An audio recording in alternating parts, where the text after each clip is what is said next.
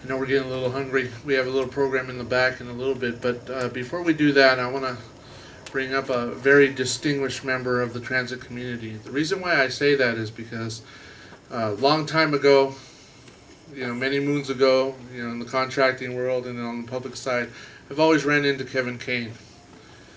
He's the CEO of Victor Valley Transit, which started very small, but had the same story: expansion, getting big, serving a lot of people. And he's also the chairman of the California Association for Coordinated Transportation, which is called CalACT. They work very well with the state legislation, coming up and advocating for rural transit communities and the money and what they should be doing for us as our rural communities. Also, he sits on PERMA. He's also part of PERMA, and Mallory also. But when I thought about keynote speakers, there was none better. I want to invite Kevin Kane. He's the chairman of CalACT, and he's going to give you your keynote speech today.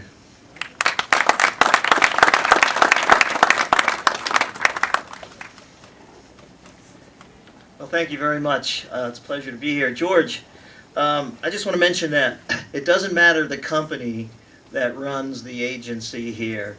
It's the person in charge. And I'll bet you if you ask George if he works for TC, it may send his check, but I'll guarantee that he says he works for Pvvta Valley Transit. And that's the difference. Congratulations on that. Well, good morning, everybody. Assemblyman Garcia, Supervisor Perez, Mayor Reynolds, Chair DeConnick, and Assemblyman Garcia. I don't necessarily have the order right, and I apologize for that. And then Ms. Lopez and Glenn Miller. But a very happy birthday to, I want to get the ground rules straight. We each have a job to do. Okay, my job is to speak to you, and your job is to listen. However, if you finish before I do, just let me know, okay? All right. A very happy birthday to Pvvta Valley Transit Agency. I also want to thank you for the opportunity to speak with you today. About a week ago, I called George up and I said, keynote speech, yeah, how long do you want me to go? 30 minutes, 45 minutes? He said, no, 10 minutes, absolutely, no more than 10 minutes. And I thought to myself, George has heard me speak before. So anyway, I find it interesting that Pvvta, and we're VVTA, so it's hard for me to roll off Pvvta when I'm speaking, but Pvvta is the smallest agency in Riverside, transit agency, yet it's the only one that operates in 2 states, right? And in order to do that, they have to have a unique ability and the ample resources to strategize and coordinate with two distinct planning organizations, one here in Riverside and the other one on the other side of the river. Now, as George mentioned, I happen to be the chairman of the Association for Coordinated Transportation, CalACT. It's the largest state association in the United States, the largest state transit association in the United States with more than 300 members. And CalACT is dedicated to developing professional excellence by stimulating innovation and advocating for community transportation. Notice I said community transportation. Many state transit organizations only cater to the really large agencies, the LA Metros and like that. CalACT, on the other hand, it focuses its efforts to support smaller transit providers and nonprofits of any size. We have a huge number of nonprofits among our membership. Now, the number of small town and rural public transit bus agencies has increased significantly over the past 2 decades. There are more than 1,400 across the nation. Small rural transit agencies. And that's a 2014 number, so I'm sure it's even bigger. George, you said you had no numbers. I unfortunately have some numbers here. So they are, rural transit agencies are an important force in supporting local economies because they connect riders, especially non-drivers, with local business and job opportunities. Public transit can help promote a lifestyle in rural communities where the residents are struggling perhaps with health problems by linking them to such people with health care services. And we talked about, you've been talking about the BWE and saving lives, and that's important, of course. Now, nationally, rural residents with disabilities absolutely rely on public transit. They take about 50% more bus trips than their unimpaired counterparts. So that's important to know. Did you know that there are almost 3 million rural veterans and they make up 30% of the entire veteran population that's enrolled in the healthcare, in the VA healthcare system? And again, it's rural transit like Desert Roadrunner that helps them get to those needed services. Believe it or not, we talked about safety. Rural public transit can also reduce the risk of road accidents. Actual studies show that rural residents travel about 33% more than their urban counterparts. And although rural areas make up only 19% of the U.S. population, they account for almost half of all the traffic fatalities. So by riding the bus, you're much safer.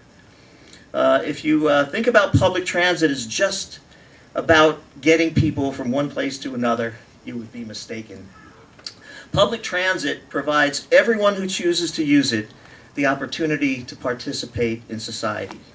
And in many cases, public transit is their only means of accessing all that society has to offer. Now, you may not have considered this, but public transit crosses all levels of society. In big cities like Chicago and New York, you can have a corporate executive riding the bus or the train and sitting right next to, say, a sanitation worker or a clerk or a hotel chambermaid. You know, no priorities on boarding, no special seating on transit. Everyone is truly equal. And I think that's a great thing about transit. Now, in smaller and rural markets, transit ridership is a little different. For instance, when I speak on the rubber chicken circuit, like at Rotary or the Lions Club, I find that the audience is mostly successful business people who in most cases have never ridden the local bus system. So that's because the large majority of rural bus riders are transit dependent. They ride the bus because they have no other option. Now, that's not always true, but that's the majority. I often ask the audience this: how would you like to be in a business where your best customer's biggest goal in life is not to use your product anymore? Think about it. That's the transit dependent folks. In many cases, they wish they had a car so they couldn't have to do that.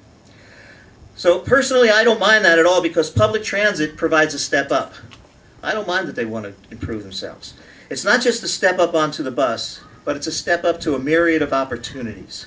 A step up to new or better employment so someone can buy a car and maybe stop using the bus.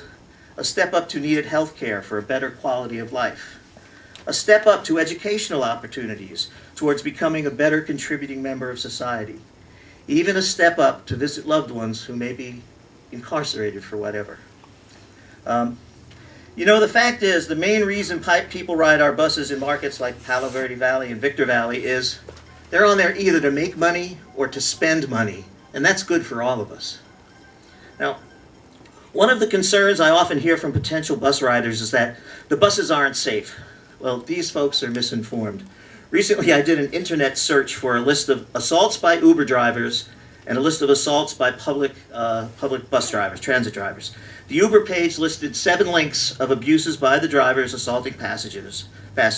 On the bus, there were 9. The page had 9 links, but each one was regarding assaults on a bus driver, not by a bus driver. So, but there's no denying the fact that there are sometimes issues. There are arguments among passengers on the buses. But the key is, bus drivers are in constant contact with their dispatchers. So they can easily alert the authority. And I noticed that there's a very good, excellent relationship between Palo Verde Valley Transit and the local police. And that means that they can get in touch with the sheriff's department, with the police department, and then these issues will be addressed very quickly. Now, I also hear from people about transit who grumble that the bus route travels through their neighborhood and they don't want those people, bus riders, in their neighborhoods. Additionally, the bus is always speeding down my street. You ever notice that? Even if it's doing 25 miles an hour, we always hear it speeding down our streets. Well, I tell these people that maybe they need to look at things a little different. The bus comes through your neighborhood 11 times a day. Bus drivers are trained to call in to dispatch any suspicious activity that they see outside the bus. That means, in essence, you have what amounts to a neighborhood watch patrolling your neighborhood 11 times a day. Now, if you think of it that way, the bus is a blessing. Now, I've been around the country, and believe it or not, In many states, I look at the classifieds and there'll be an advertisement for a home or an apartment, and it will say near or at a bus stop. It's actually a benefit in many places to have access to public transit. My next pet peeve is this is the one I like the best. The buses are not safe, and I will not have my child riding in that environment. Has anyone heard that? Yeah, maybe. It amazes me how parents are coddling their children these days. You know, you just look at all the private cars lined up at the junior high school and high school, dropping off and picking up their kids, their helpless youngsters, and it gives you an idea. I'd like to share with you how far this helicopter parenting has gone. HR managers were asked to recount the strangest behavior they heard or have seen from parents of job seekers. And here are a few of their replies. The candidate opened his laptop and his mother Skyped in for the interview. Next, a woman brought a cake to try to convince us to hire her daughter. One mom knocked on the office door during the interview and asked if she could sit in. And here's my favorite. A job seeker was texting his parents the questions I was asking during the interview and waiting for a response. So, I'm sorry, I went off topic a little bit, but let's get back to transit. One of the things that is fairly recent development over the last several years is mobility management. Now, according to the Federal Transit Administration, mobility management focuses on meeting individual customer needs through a wide range of transportation options and service providers.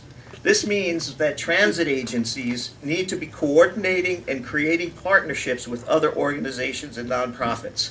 And we heard how great Pvvta is doing that with the different agencies, the hospital, the college, and some of the nonprofits here, and that's quite admirable.